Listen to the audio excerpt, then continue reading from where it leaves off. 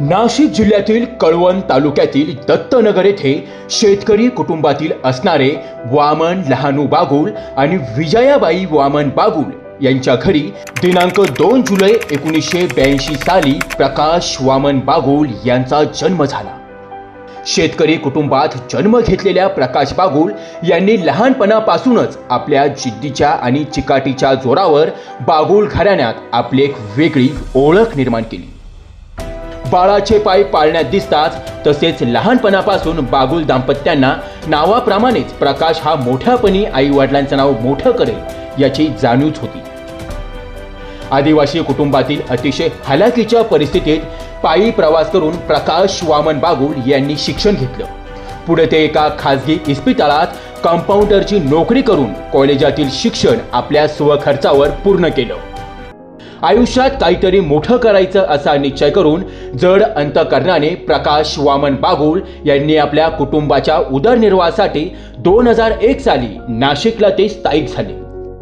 नाशिक येथील गोळे कॉलनीतील निशा एजन्सी येथे डिलिव्हरी बॉय म्हणून त्यांनी 1 वर्ष नोकरी केली।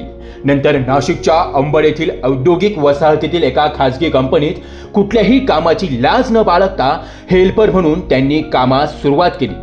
मात्र ते यावरच अवलंबून न राहता त्यांनी स्वतःचा छोटेखानी का होईना 2002 साली आपल्या स्वतःचा कटलरीचा व्यवसाय सुरू केला। सातपूर परिसरातील गल्लोगल्ली ते चौकाचौकात त्यांनी हातगाडीवर कटलरी विकण्यास सुरुवात केली। पुढील काळात आपल्या कष्टाच्या जोरावर व्यवसाय सुरूच ठेवत ते एका खासगी कंपनीत क्लार्कची नोकरी मिळवली। याला जोडूनच 2010 साली अंबड गावातील ज्येष्ठ नागरिक प्रकाश गुंजाळ आणि जगन्नाथ सोनवणे यांच्या मार्गदर्शनाने शालेय विद्यार्थ्यांसाठी दळणवळणासाठी स्कूल बस या नवीन व्यवसायाला सुरुवात केली। हा व्यवसाय सांभाळत असतानाच शेतकरी कुटुंबाशी नाळ जोडलेली असतानाच कळवण येथील आपल्या दत्तनगर येथील वडील पार्जित असलेल्या 2 एकर जमिनीत शनिवार आणि रविवार या सुट्टीच्या दिवशी मोटार सायकलवर कुटुंबाला घेऊन शेतीची कामं देखील प्रकाश बागुल हे करत होते।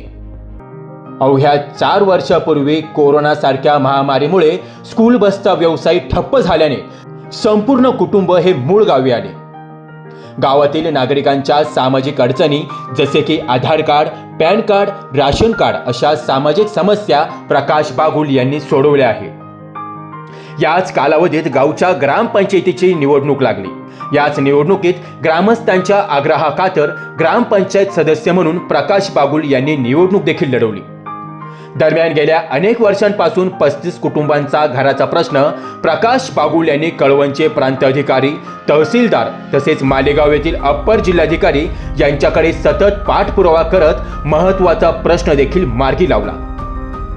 दरम्यान सामाजिक कार्याची आवड असणारे प्रकाश बागुल यांनी 2019 ते जानेवारी 2024 पर्यंत प्रबंधभूमी महाराष्ट्र न्यूज या वृत्तवाहिनीला पत्रकार म्हणून उत्कृष्ट काम देखील केलं।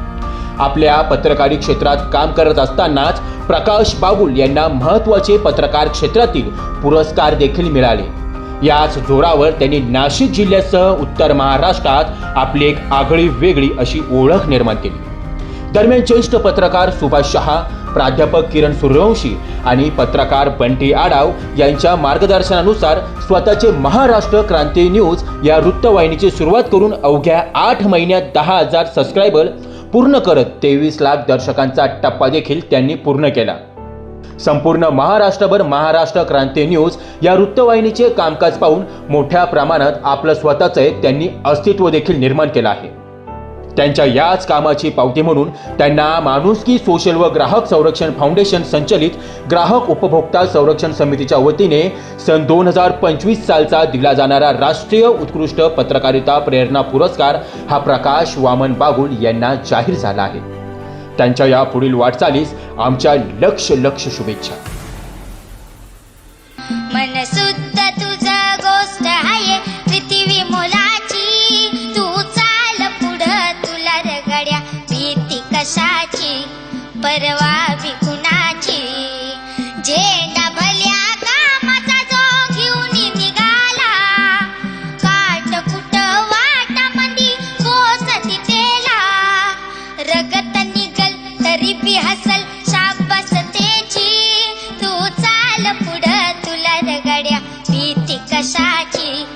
परवा पिकुणाची.